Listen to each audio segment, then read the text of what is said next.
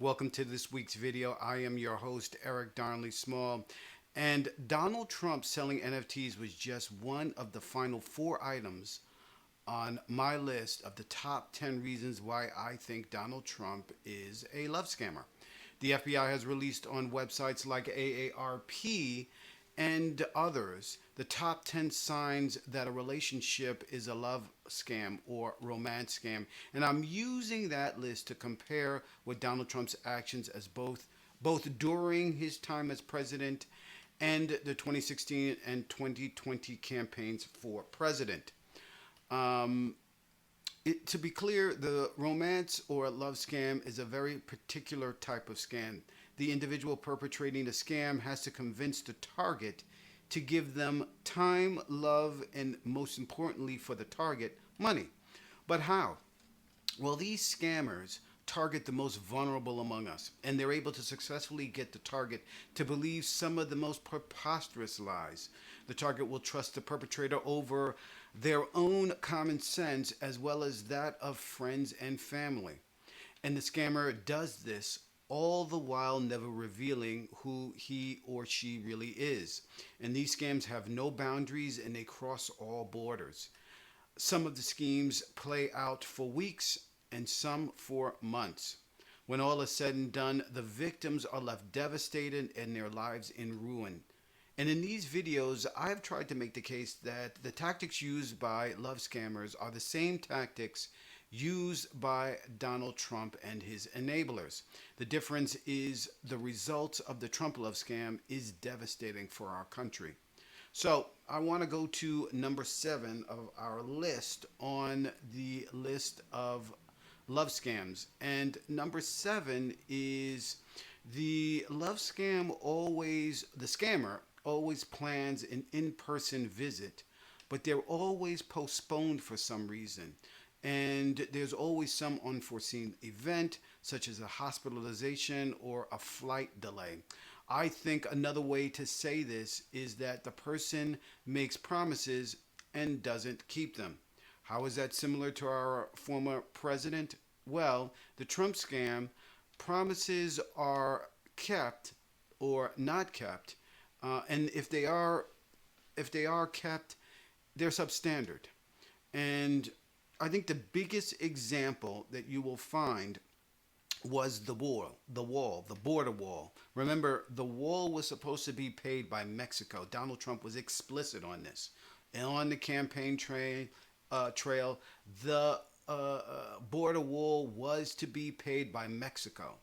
And it was supposed to be well made, so well made, in fact, that even professional climbers were unable to scale this wall. This is how well made the wall was. But I want to show you this video and take a look at the wall and what it ended up actually being. And this is the Washington Post, YouTube. You can find this video on YouTube. But they go into great detail as to the reality of the so-called wall. We have a very powerful wall, but you can cut through any wall, as you know. Let me read the first sentence from the Post reporting. Smuggling gangs in Mexico have repeatedly sawed through new sections of President Trump's border wall in recent months by using commercially available power tools. The areas that are built, nobody's getting through. You can't get through unless you're a world-class pole vaulter on the Olympic team. And what they do is they walk up, can't get through, they come in, and they eventually find an opening, and it's the openings where they come in. And we don't want to have the openings. People will not be able to get through that wall very easily. I'd like to bring them right up, look at the inner tube to see what happens. Concrete goes into the tube. Or if you think you're going to cut it with a blowtorch, that doesn't work because you hit concrete. If you think you're going to go through the concrete, that doesn't work because we have very powerful rebar. You can't cut through, you can't use welders to cut it, you can't cut it down, it's the real deal. So it's a very powerful wall, the likes of which probably to this extent has not been built before. Well, sir, would like steel, but would also like concrete and would also like rebar. I said, well, what do you want? Which one? So I did all three because it's a different form of cutting.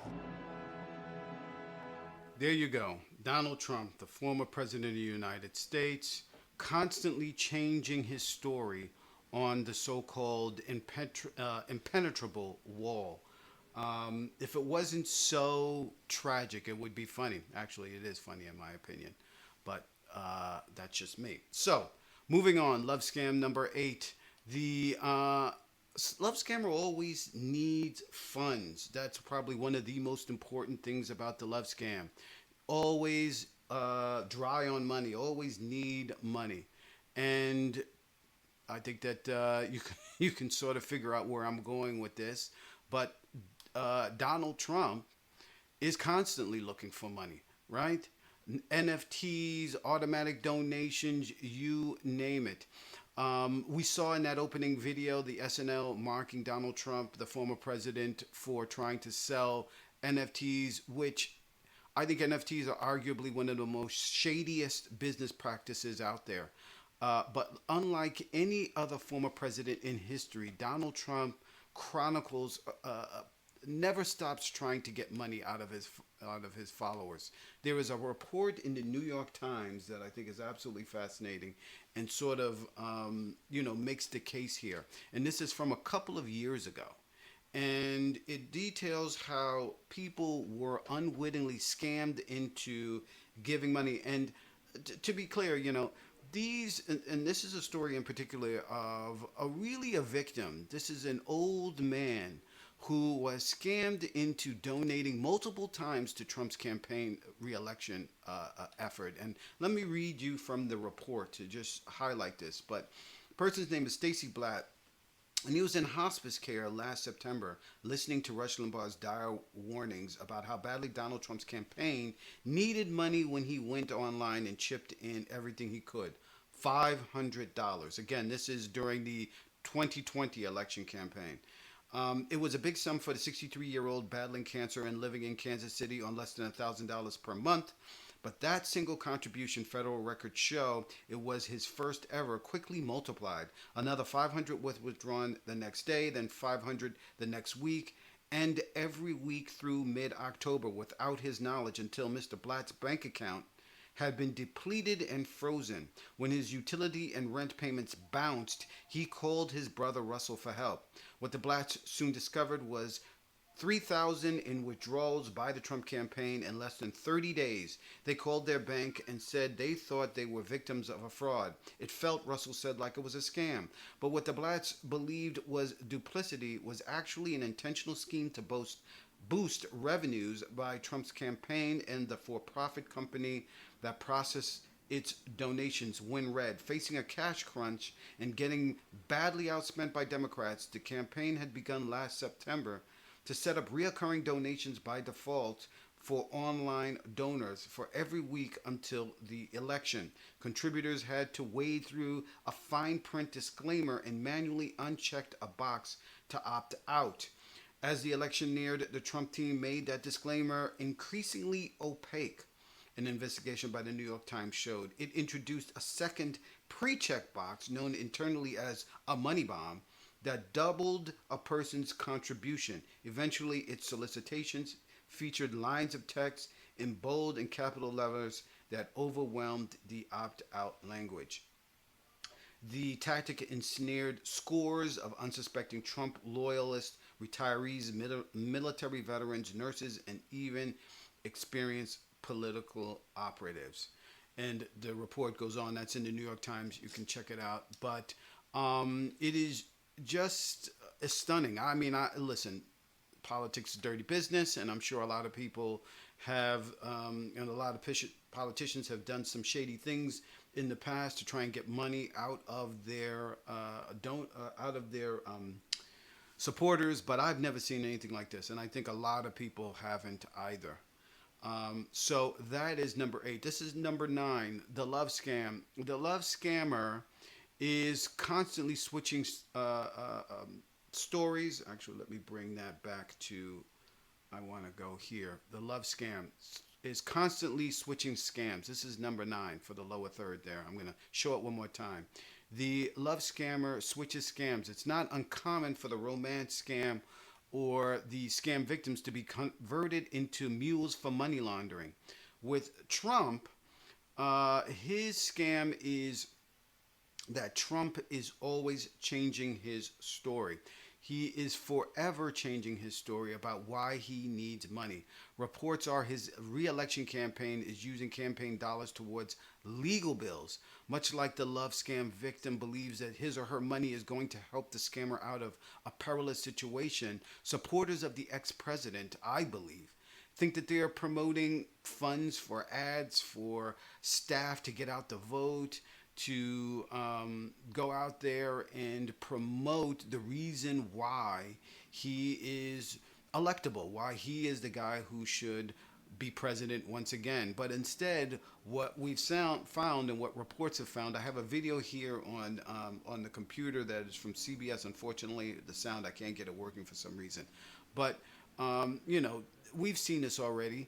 He's been using this money to stay out of jail, to pay legal fees, to make bail, to settle lawsuits from victims such as E. Jean Carroll. So none of that money that people think are going towards his re-election campaign are going towards it. They're instead going to these other things. And finally on the list is the love scammer is, well, their love is not forever. And we know that already. That's obvious amongst our list of scams. But, the love scammer is constantly moving on to their next victim.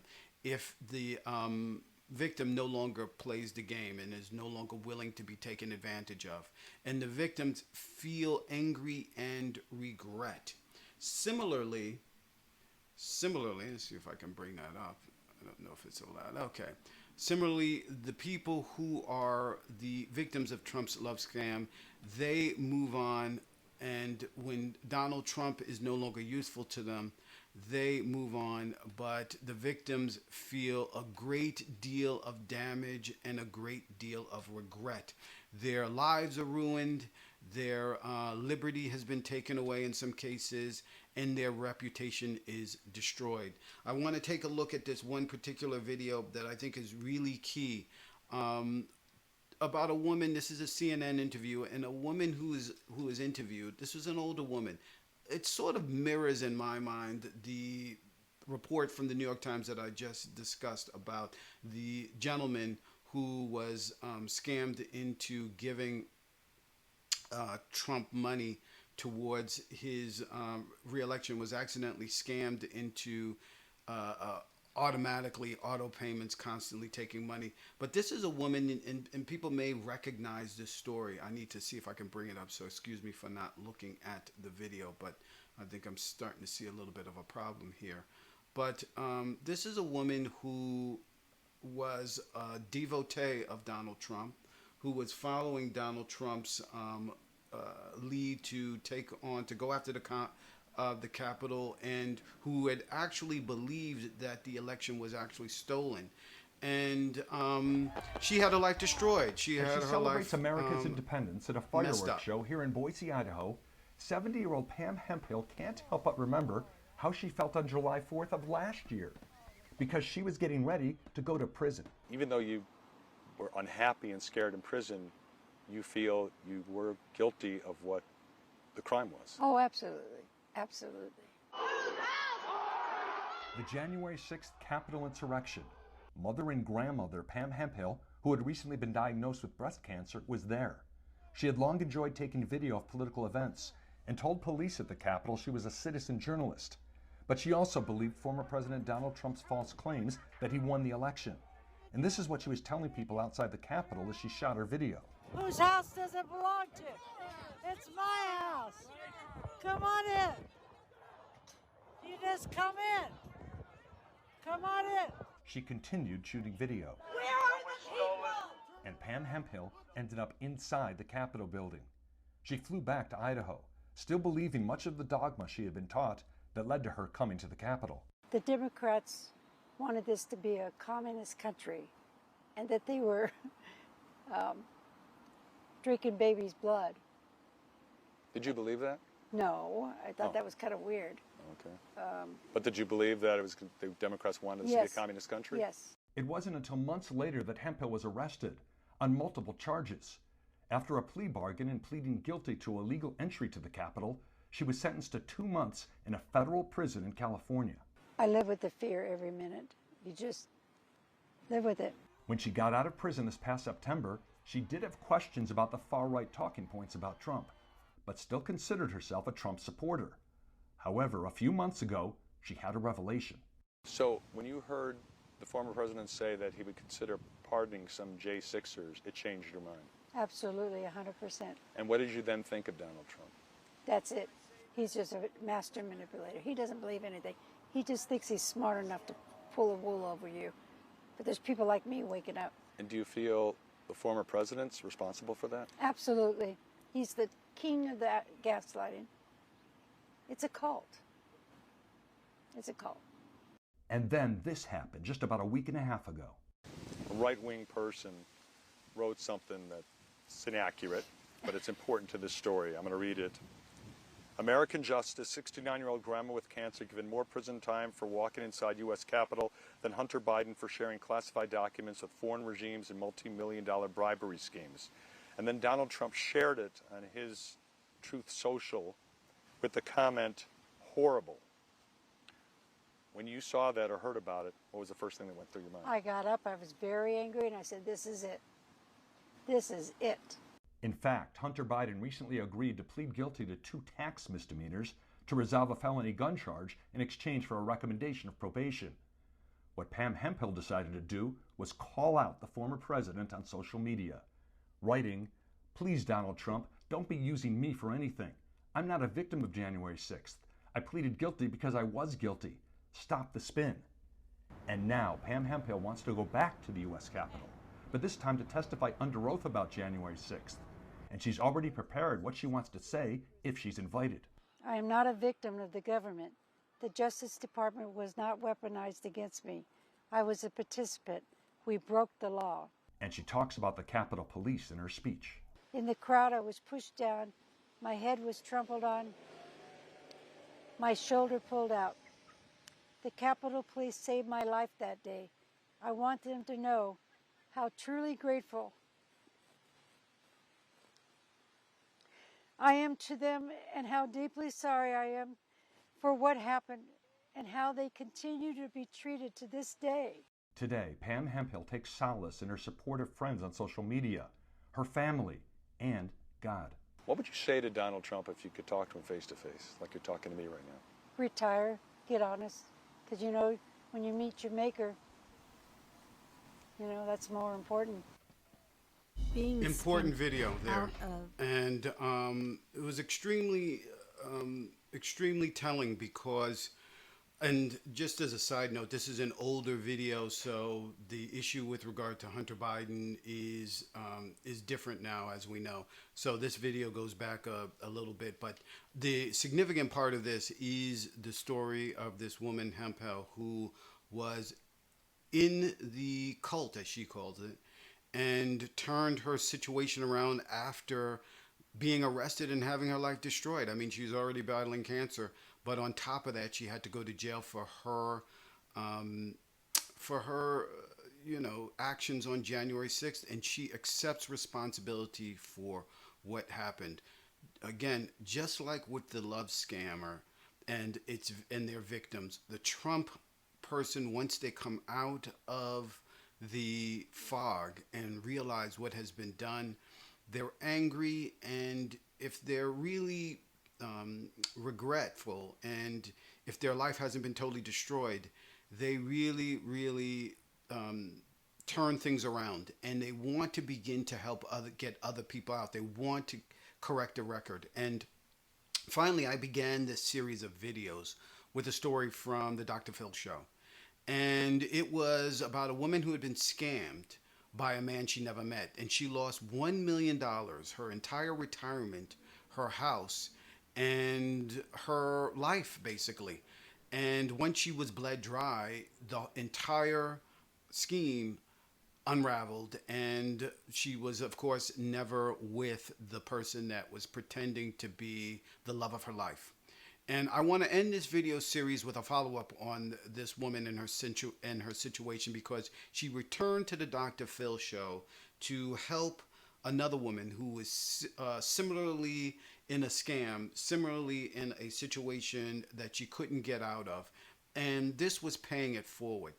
And when you hear what this woman learned and what she went through in the end, and what her pleas are, it is remarkable and it is inspiring, in my opinion. Being scammed out of $1.3 million and probably more. I just don't want to see anybody go through that. I will probably struggle for years to come over what occurred to me. You know, I hear myself saying, had I just listened to Dr. Phil, things could have been so different. What gives me comfort in all of this is if I can help one other person not go through this devastation, it will be worth it. You know, I asked both of y'all, is there any doubt? Have I got it? Do you see it? You sold your house. I did. You precious woman, you sold your house. I am penniless. I was retired. I have to go back to work. How long was it before you talked to him again? Oh, I talked to him right after the show. Oh, hell. And that was the problem, because he was able to sway me. I didn't hear you until I saw it aired on TV. That second day, I fell apart. I was like, where the heck was I when you were talking to me? And I believed it on stage, but the minute we walked off, let me tell you, he is going to call you, you're going to talk to him, and you're going to want to believe anything and everything he says to you because you think you love him. And you don't want to lose that. He's not worth it because he's not real. Well, when we said 1.3 million, I thought Kendall was going to fall out of her chair. What did you think when you heard that, Kendall?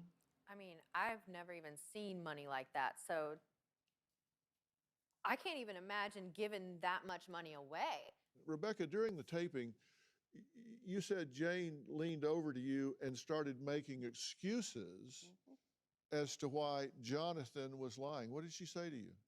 You would be up here showing, and she'd lean over, yeah, but he didn't see that, whatever it was, because I was like, and I could not believe that she wasn't listening to you. She wasn't hearing you, but going through the motions of what she was supposed to say or do.